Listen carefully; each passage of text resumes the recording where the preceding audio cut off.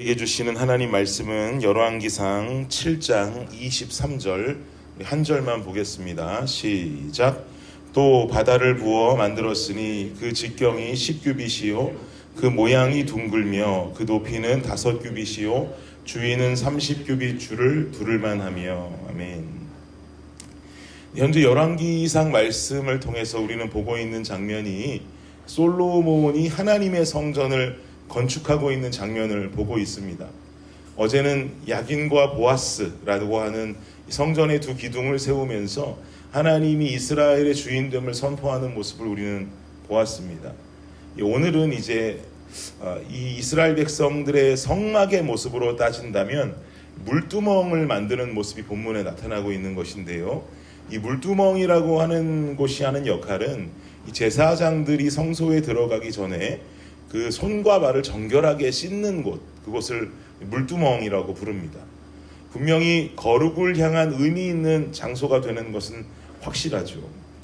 그런데 한 가지 지금 우려가 되는 것은, 제가 어제도 살짝 말씀드렸지만 이 솔로몬의 모습을 좋게 보면 한없이 좋게 보이는 모습이 있고, 또 흠을 잡자면 나쁘게 보이는 모습도 있다고 제가 말씀드렸었습니다. 이 지금 본문 속에 성전을 건축하는 모습 속에 한 가지 우려가 되고 있는 것은, 지금 솔로몬이 하나님의 성전을 지으면서 좀 너무 과한 건축을 진행하고 있다라고 하는 사실입니다. 이 물두멍만 봐도 그렇습니다. 직경이 약 한 5m 정도 되는 것이고, 그 깊이와 높이가 약 한 3m 정도. 이 안에 물을 담으면, 물이 가득 찰 정도로 담게 되면 약 한 4,400리터 정도가 들어가는 크기라고 그래요. 1톤 정도의 무게가 되는 물이 들어가야 가득 채워진다는 말이죠. 그리고 이 물두멍은 소 12마리의 형상 위에 세워져 있고, 또 그 가장자리에는 백합화 형상을 새겨두었습니다.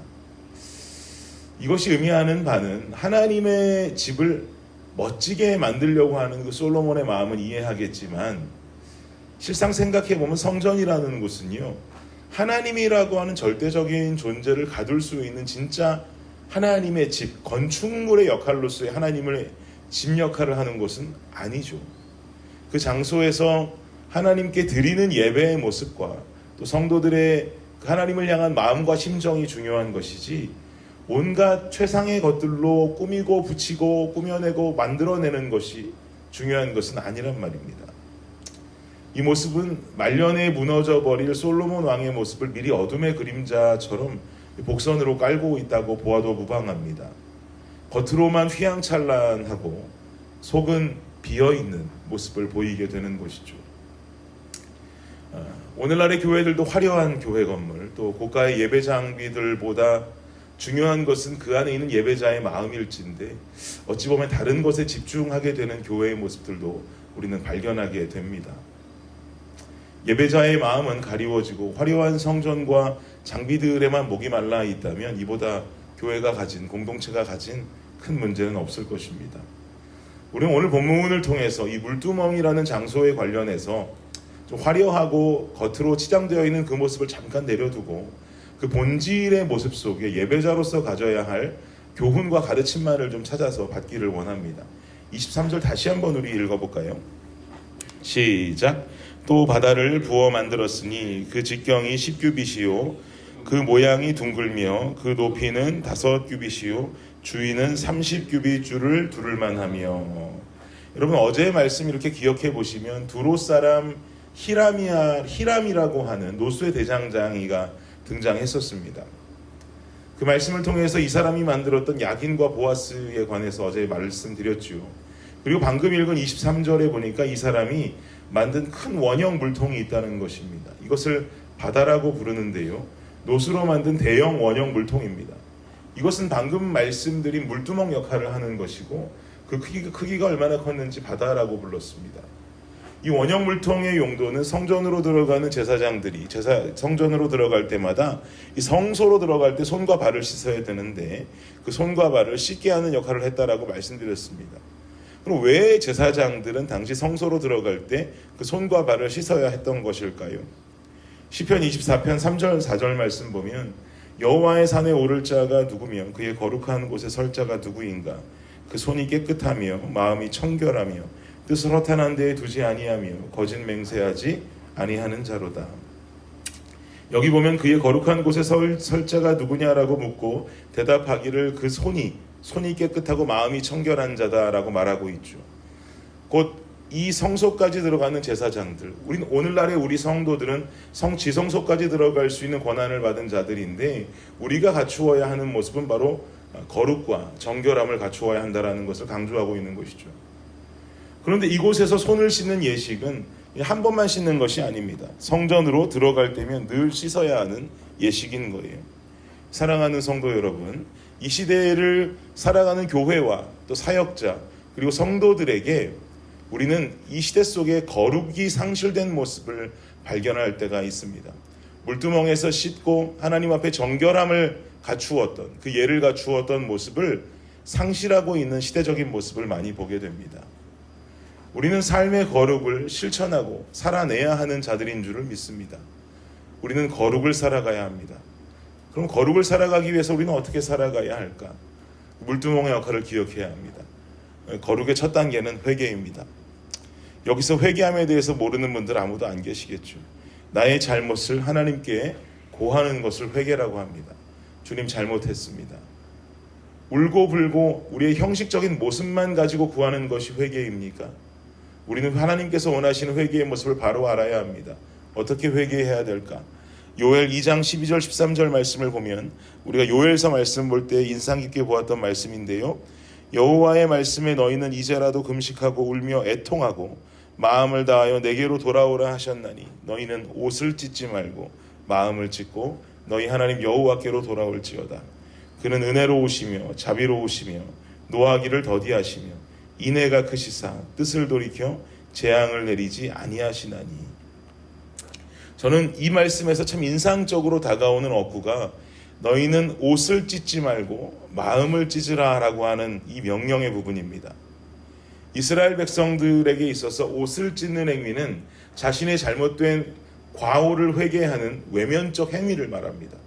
그러나 하나님께서는 이런 외적으로 보여지는 회개를 원치 않으신다는 말씀이죠. 우리는 보통 회개에 있어서 외적으로 보여지는 회개에 집중합니다. 눈물이 흘러나와야 하고 내가 내 죄를 인정해야 하고 주님 앞에 고해야 하고 하는 보여지는 회개의 부분에 집중하지만, 하나님의 관심은 거기에 있기보단 우리 마음을 바라보는 데 계십니다. 옷을 찢지 말고 마음을 찢으라는 말의 의미는 나의 외적인 부분만이 아닌 내적인 부분 속에서 일어나는 성찰과 진정한 변화를 의미합니다.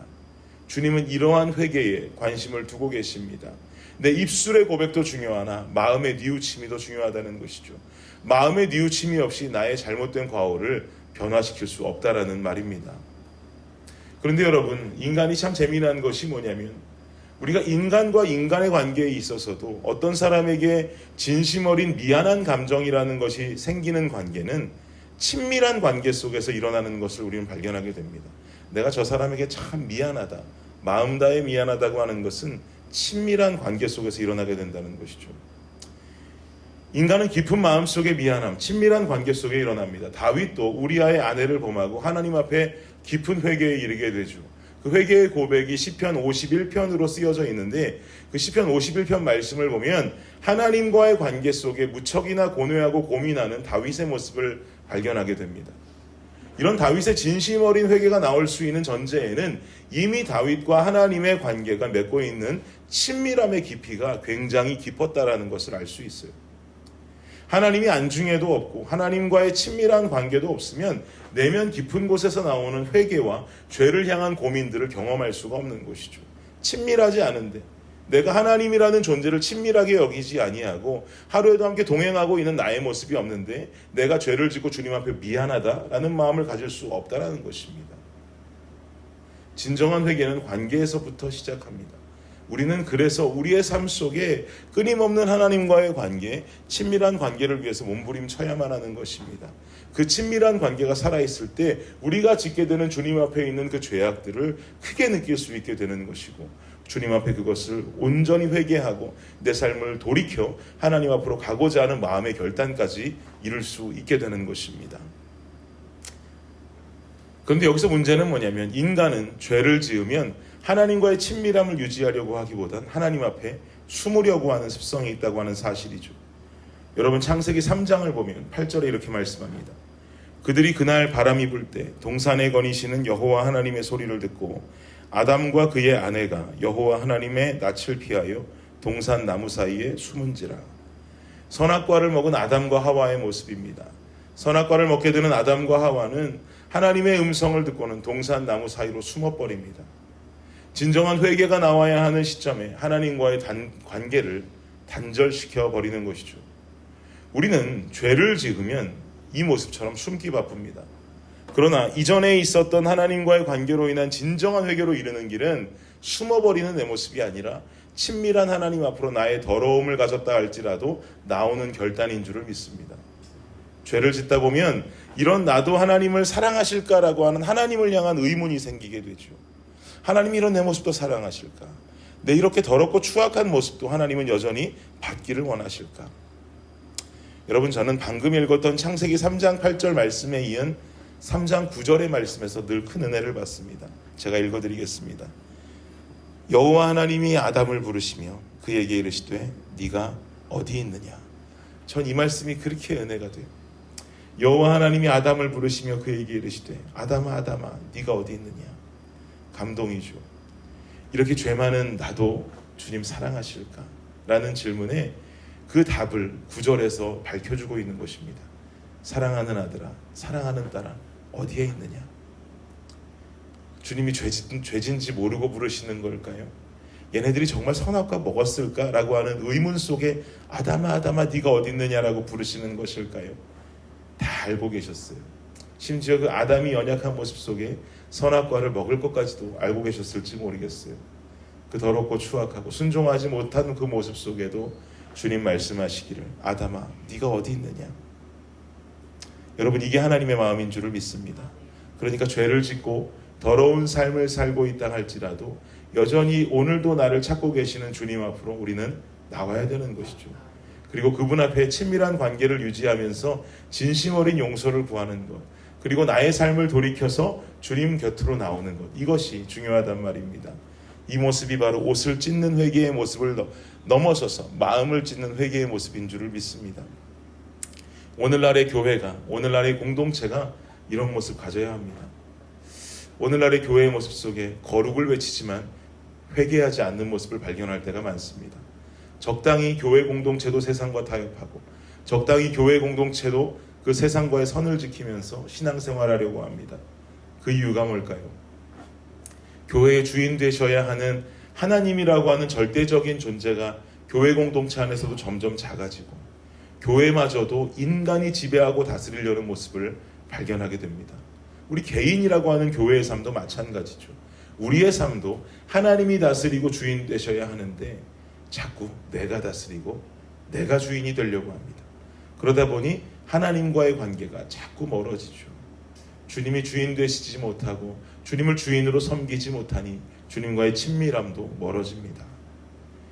근데 너무나 안타까운 것은 이미 예수 그리스도의 보혈로 말미암아 우리는 하나님과 나 사이에 막힌 담을 허물어 버렸고 멀어진 관계를 회복했는데도 불구하고 우리는 여전히 삶 속에 예수 그리스도의 보혈이 무관하게도 주님과의 관계를 자꾸 세상 속으로 멀게 만들고 있습니다. 그러니 마음을 담은 회개가 나오질 않습니다. 자꾸 매일 옷만 찢는 회개에 이르게 될 뿐입니다. 사랑하는 여러분, 오늘 이 새벽에 하나님이 내 삶의 주인이시고 우리 블레싱 교회의 주인임을 먼저 선포하길 원합니다. 그리고 그 주인됨을 인정하고 나의 어리석음을 회개하십시오. 다른 사람의 어리석음, 다른 사람의 들보와 연약함에 집중하고 기도할 필요 없습니다. 물론 그 사람을 향한 긍휼한 마음을 가지고 기도해주면 좋으나 그보다 먼저 우리가 먼저 회개해야 될 것은 나의 모습입니다. 거룩한 빛 앞에 드러나는 나의 추악함, 그리고 우리 공동체의 추악함을 먼저 주님 앞에 구할 수 있어야 합니다. 우리는 이 시대에 상실된 그 거룩을 되찾아야 합니다. 여느 교회나 그렇듯이, 여느 한국 교회가 이렇게 가듯이 우리도 이렇게 가면 된다라고 하는 생각은 우리 교회마저 이 바닥으로 꺼지게 만듭니다. 주님은 아담을 부르셨듯이 오늘도 내 이름을 부르고 계십니다. 주니라 주니라 네가 어디 있느냐. 내가 너의 죄를 알고 있고 내가 너의 추악함을 알고 있고 그래도 내가 너를 안아주고 너의 죄를 용서하기 원한다. 주니라 주니라 네가 어디 있느냐. 블레싱 교회야 블레싱 교회야 네가 어디 있느냐. 너희 교회의 모습 속에 잃어버린 거룩을 되찾는, 상실된 거룩을 되찾는 모습을 바라보길 원한다. 그 추악함으로 뒤덮여 있고 죄 가운데 허우적거리는 주님은 오늘도 나를 찾고 우리 교회 이름을 부르고 계십니다. 그 부름에 응답하십시오.